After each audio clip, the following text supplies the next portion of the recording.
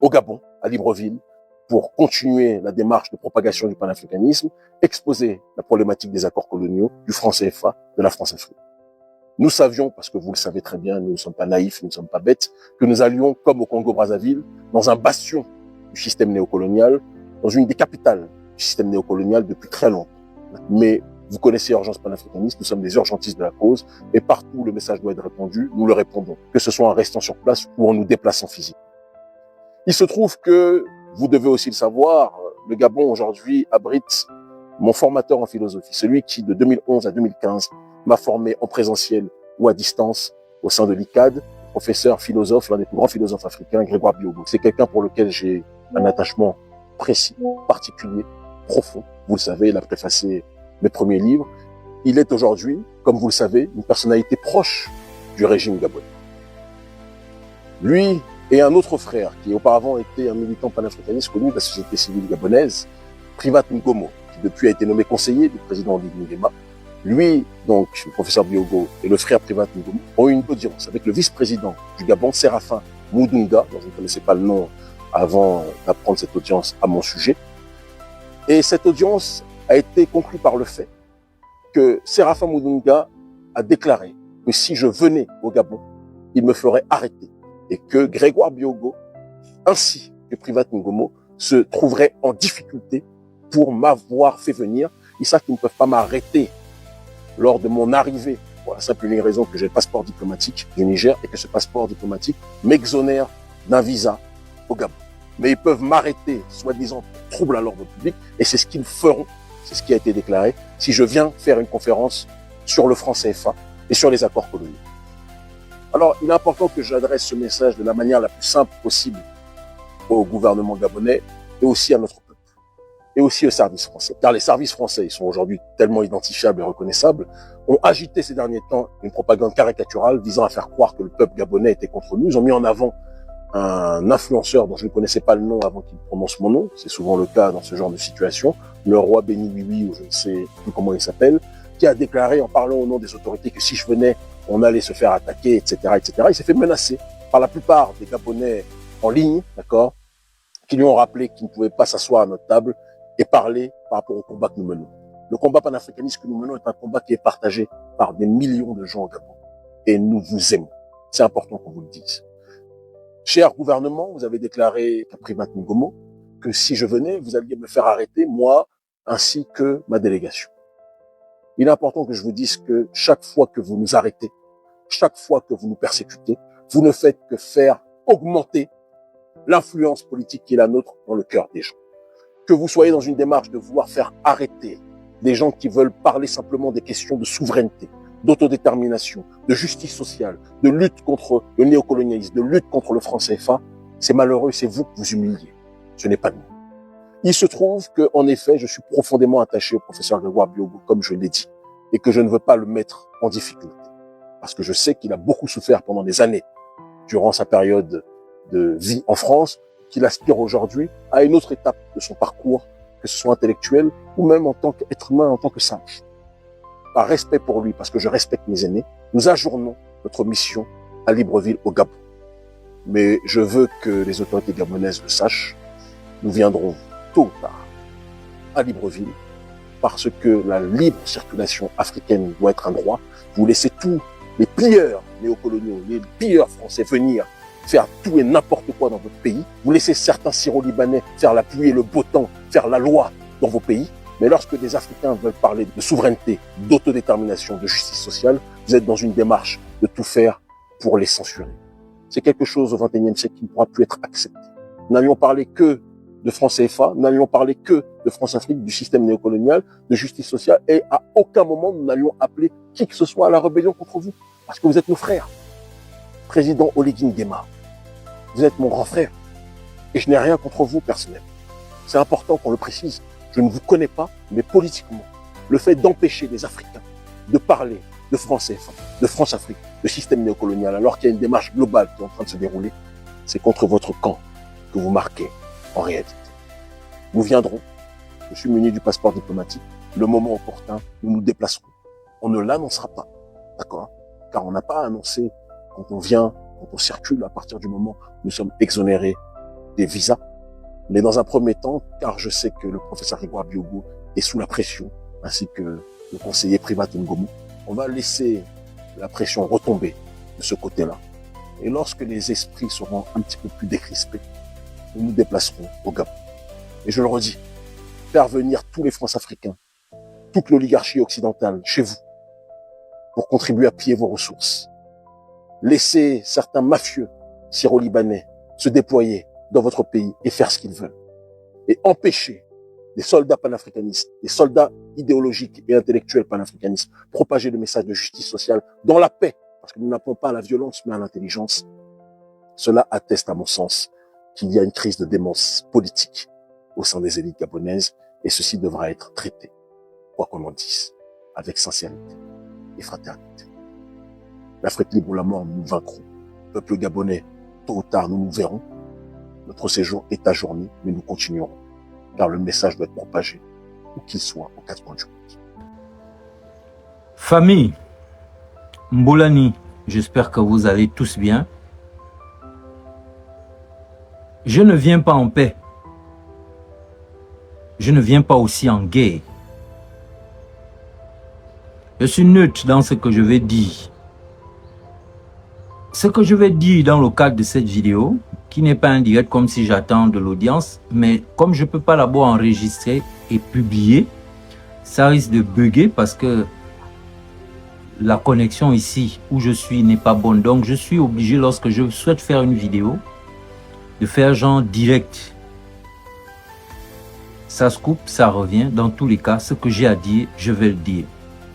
Je crois que le peuple gabonais mérite une purge, mérite quelque part de vivre encore plus de difficultés, parce que malgré toutes les difficultés dans lesquelles on vous a mis pour essayer de réveiller les consciences, apparemment ça ne marche pas. Ça veut dire qu'il faut plus de violence, il faut plus de souffrance. Il y a un activiste, je ne sais pas s'il faut l'appeler ainsi, mais le président d'Urgence panafricaniste, qui est une ONG panafricaine, qui a un combat que nous connaissons tous avec la personne de Kémy Séba, qui est le président de cette ONG, était prévu venir au Gabon du 16, je pense, au 22, ça dépend, je pense que c'est dans ces dates-là, 16 juin. Nous sommes aujourd'hui, si je ne me trompe pas, le 19 juin. Kémy Séba n'a pas pu venir. Je ne suis pas en contact avec Kémy Séba. Je le suis et je suis un admirateur depuis plusieurs années. J'attendais de le voir au Gabon. J'attendais de l'approcher. C'était un honneur, c'était un plaisir. Pas seulement que pour moi, mais pour les Gabonais, pour notre pays. Parce que le combat de notre frère n'est pas un combat. Il a fini par reconnaître les valeurs africaines, notre paradigme, nos réalités au-delà du panafricanisme. Nous sommes beaucoup de Gabonais à avoir attendu que ce monsieur vienne ici. Pas pour faire la casse, pas pour faire, je ne sais pas trop, des marches, non. Une conférence, un discours, un partage, faire grandir les consciences. Mais on l'a empêché de venir au Gabon. Qui l'a empêché de venir au Gabon? Qui a le pouvoir d'empêcher Kémy Séba de venir au Gabon, sachant que ce monsieur a un passeport diplomatique, mais qui ne vienne pas comme prévu? Qui a empêché Kémy Séba de venir au Gabon? Moi, il y a des sujets je ne peux pas laisser, pas parce que je vais mettre le cœur à 100%, je ne mets pas les organes, mais parce qu'on joue.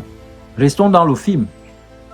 Alors, il faut qu'il y ait des gens qui animent certaines consciences. Et moi, je me fais celui qui anime les consciences qui cherchent la vérité, qui cherchent l'élévation, qui cherchent la droiture, qui cherchent la paix, qui cherchent l'amour.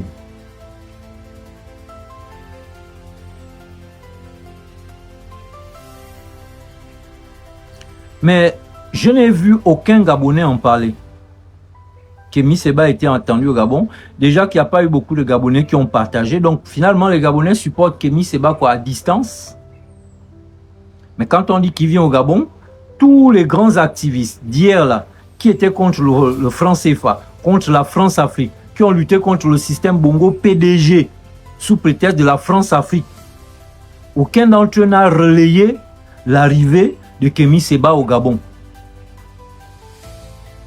Ils se sont tous tués, les tam-tams. Et du fait que Kémy Séba ait été empêché de venir ici, aucun d'entre eux n'en parle en fait. C'est d'abord même beaucoup de Gabonais ne sont même pas au courant parce que déjà il n'y a pas eu la communication qu'il faut. Et du fait qu'il ne peut pas venir, personne n'en parle. Les gens qui se disent défenseurs de liberté, des droits des Gabonais, de l'indépendance, de la liberté. Comment est-ce qu'un acteur que tout le monde sur le podium ou sur la classe politique tous savent que ce jeune homme, avec son ONG, leur discours est franc et sincère.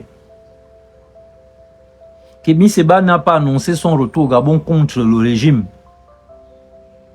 Mais comme toute personne, il a le droit de venir animer des conférences et de nous donner un certain nombre d'informations parce que nous avons des questions sur certains sujets et c'est important de le faire. Donc, si on l'empêche de venir ici, ça veut dire qu'on ne veut pas que les Gabonais s'affranchissent. Conclusion, assez simple. Mais les Gabonais n'arrivent pas à faire cette conclusion. Les Gabonais n'arrivent pas à s'intéresser à ces questions parce que tous, vous avez vendu le Gabon. Et moi, je vous accuse. Vous êtes tous coupables. Quand je dis tous, peut-être pas tout le monde à 100%, mais je vous dirais quand même que 95% des Gabonais aujourd'hui ont vendu le Gabon, sont décidés à vendre le Gabon, soit par ignorance. Et si c'est monsieur Giraffe là, qui était venu de je ne sais quel pays là, qui est venu ici long pour venir rassembler les gens au stade, si c'est des voyous politiques de la France-Afrique et tous les bandits qui pillent notre continent, eux, ils ont le droit de venir au Gabon, des escrocs qui viennent avec les symboles de pangolais, des escrocs qui viennent jouer, je ne sais pas trop quoi, les grands scientifiques ou les grands connaisseurs, en passant au journal télé, quand c'est des bandits, des gens comme ça, ils peuvent rentrer au Gabon pour venir se faire souffrir les Gabonais, pour venir torturer le peuple gabonais, pour venir voler, escroquer le peu d'argent que les Gabonais peuvent avoir ou avoir mis de côté pour leur avenir, leur retraite, l'avenir de nos enfants, l'avenir du Gabon, notre avenir, à un moment donné, moi, aujourd'hui, je n'y crois plus du tout. À votre 5e République. Je n'y crois plus du tout. Déjà, bon, en fait, ce à quoi je crois même pas, c'est l'essor vers la félicité avec cette République. Moi, je suis désolé. C'est méchant. Vous nous faites venir des bandits ici, les gens qui ne sont utiles à rien du tout. Mais les gens qui sont utiles, je ne sais pas, notre gouvernement va dans quel sens? Est-ce que vous allez dans le sens de nous affranchir de notre liberté? Ou encore nous sommes encore dans un mouvement de roitelétisme ou de roitelet, manipulé depuis le Quai d'Orsay, depuis la France? Moi, franchement, je suis déçu. Et je suis venu vous le dire cash parce que ça, c'est ma plateforme pour communiquer avec tous ceux qui, je sais, m'espionnent. Parce que je ne suis pas un enfant. Vous avez remarqué, moi je ne collabore avec personne à l'extérieur ou à l'intérieur qui soit de l'opposition, soit je sais quoi, de quel mouvement. Je suis seul avec l'ensemble des entités des esprits du Gabon et nos ancêtres. Voici ma famille, les anges, tous sont avec moi. Mais c'est dommage que ce peuple-là soit aussi bête. J'ai jamais vu de toute ma vie un peuple aliéné comme le peuple gabonais. Il n'y en a pas.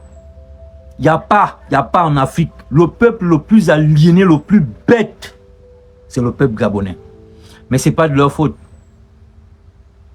D'abord, nous sommes dans un film. Donc, ça veut dire que, quelque part, on suit un ordre. Deuxième chose, ce peuple-là est manipulé et manipulable depuis des années. Il y a un système qui a été mis en place pour que on se retrouve à ce niveau. Et c'est ce qui explique, malheureusement, que la politique au Gabon, les élections sont un faux et un usage de faux. Ça ne marche pas, c'est des conneries. C'est des conneries parce que ce peuple-là ne peut pas voter. Mais regardez les votes, ils ont voté quoi? Ils ont voté qui? Sur la base de quoi? Sur la base des émotions, sur la base des ressentis propres, sur la base des intérêts qui sont autres que le positionnement, poste, nomination et autres argent. Je ne dis pas que l'homme qui a été élu ne mérite pas d'être élu. Jamais. C'est pas ce que je dis. Mais je dis les Gabonais qui ont voté. Qu'est-ce qui a amené les Gabonais à voter? Est-ce que les Gabonais ont étudié le personnage, les candidats, leur moralité, leur parcours, que ce soit politique, intellectuelle et spirituelle? Jamais les Gabonais n'ont fait cette étude. Jamais les Gabonais n'ont étudié les projets de société. Jamais. Et 100% des Gabonais qui ont été inscrits sur les listes électorales, personne d'entre eux, je peux dire peut-être il n'y a que 3% qui ont lu les différents projets de société. Les 97% qui restent là n'ont pas lu. Et pour peu que beaucoup ont lu, ils n'ont pas fait une étude de valeur comparative. Ça n'intéresse personne. On vote parce qu'on aime le visage de telle personne, on vote parce qu'on aime telle personne, on vote parce que tel est venu nous donner de l'argent, mais on ne vote pas en toute objectivité parce qu'en effet, on a le besoin d'avoir un homme fort, vrai, à la tête de nos États. Des hommes capables de diriger le Gabon, ce bateau, en action, d'opération en opération. Franchement, on vous traîne dans la boue. Mais ils sont là.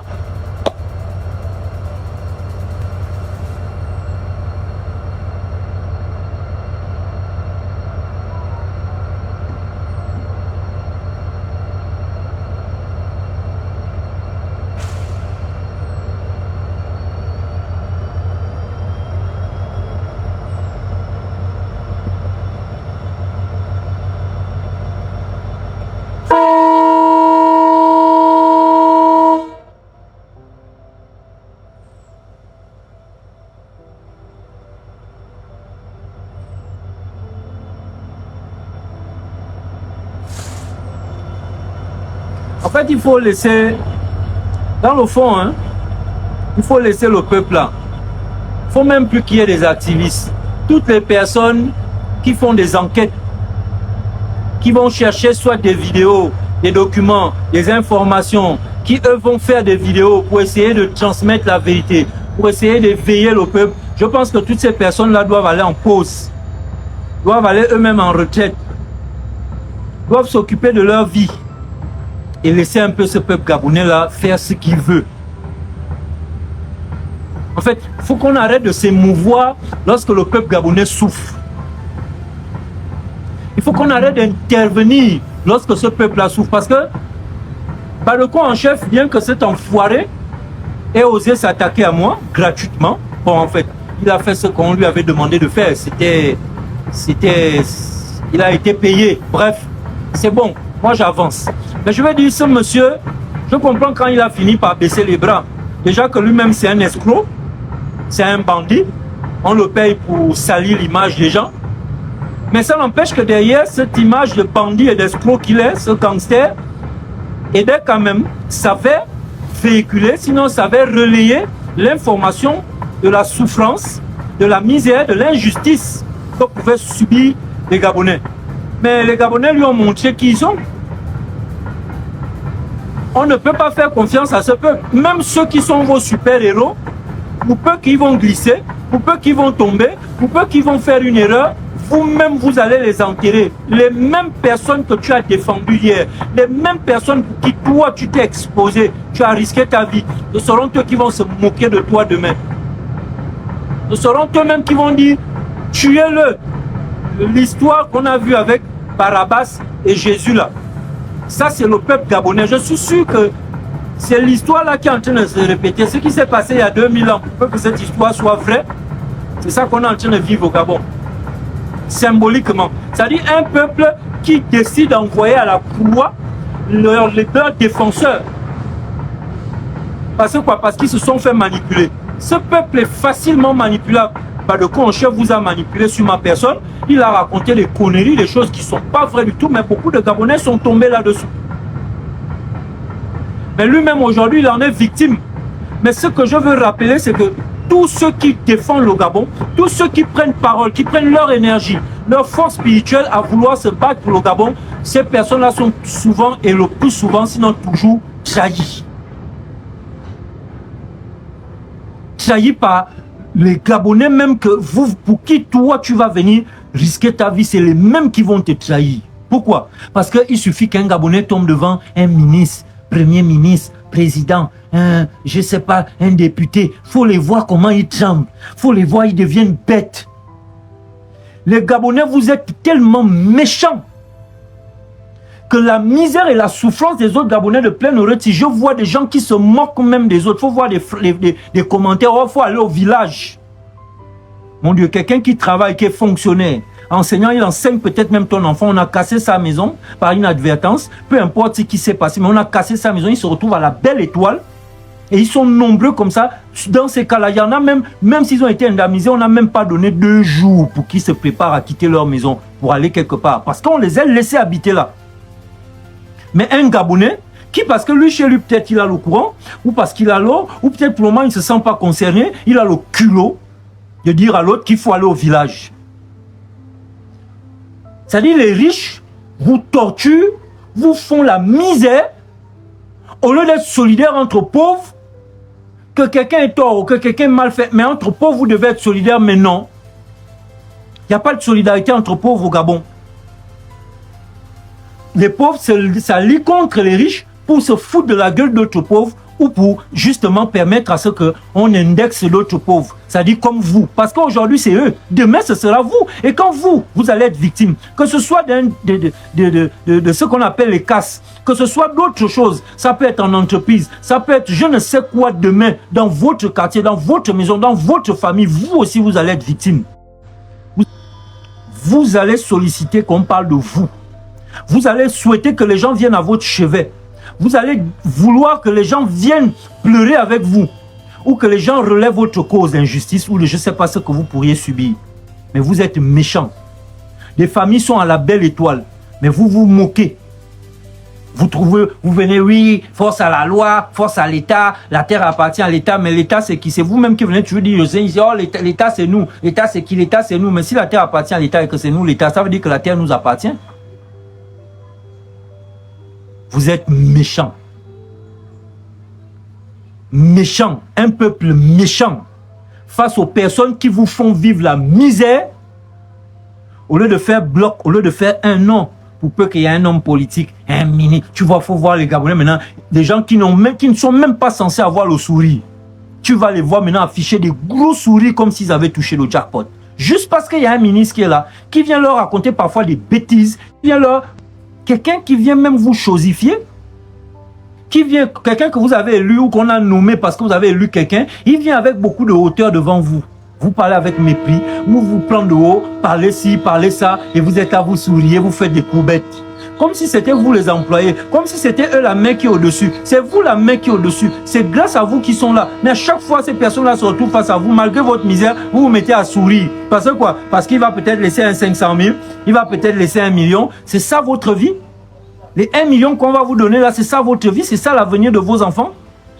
Vous êtes dans une souffrance atroce, vous êtes dans des situations difficiles. Quand les gens là viennent vers vous, rappelez-leur que c'est vous les patrons. C'est pas à vous de parler dans la pitié, de parler, oui, de encaisser, les laisser même vous parler fort, de vous laisser vous parler mal. Où va le monde? C'est pourquoi quand on dit 5e République, moi je mets ça entre griffes. Parce que c'est de quelle République il s'agit?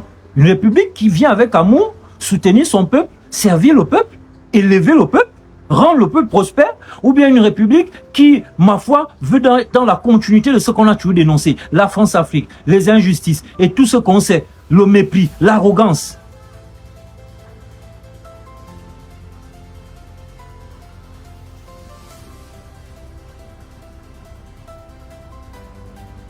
C'est parce que les gens ont du cœur, hein. C'est parce qu'il y a des gens qui ont du cœur. Il y a des gens qui ont du cœur, c'est-à-dire ils ne peuvent pas voir la misère, la souffrance sans intervenir. Sinon, hein, tous les activistes, je ne sais pas où, personne là qui... Tout ce monde-là devrait aller en retraite. Vous laissez un peu le peuple. On subit, on ne subit pas. On vient même chez moi, l'on brûle, il n'y a pas de souci. Personne ne parle, on laisse. On t'arrache même tes enfants devant, on laisse. Personne ne parle, on ne dit plus rien. Parce que quand c'est chez l'autre, on croit que ça ne viendra jamais chez nous. Même ceux qui étaient à plein oreille là, qui sont en train de pleurer aujourd'hui là, il y a beaucoup d'entre eux là qui faisaient des commentaires lorsque certains Gabonais souffraient sur certaines situations. Certains d'entre eux se moquaient, mais aujourd'hui c'est chez eux. Hein? C'est chez eux, ils planifient, ils sont contents quand on relaie l'actualité là. Mais eux hier, quand c'était les autres, beaucoup là, les jeunes là qui subissent, qu'on a vu certains sortir en calcif, beaucoup sont sortis là, même la cuillère, ils n'ont même pas pris dans leur maison. Mais hier, ils se moquaient des autres. Et c'est comme ça qu'il y en a qui se moquent aujourd'hui, mais demain, ce sera eux.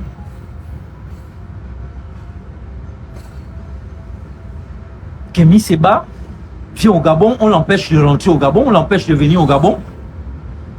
Ok, le Gabon, ça va, c'est bon, Kémy Séba n'est pas venu, on s'en fout.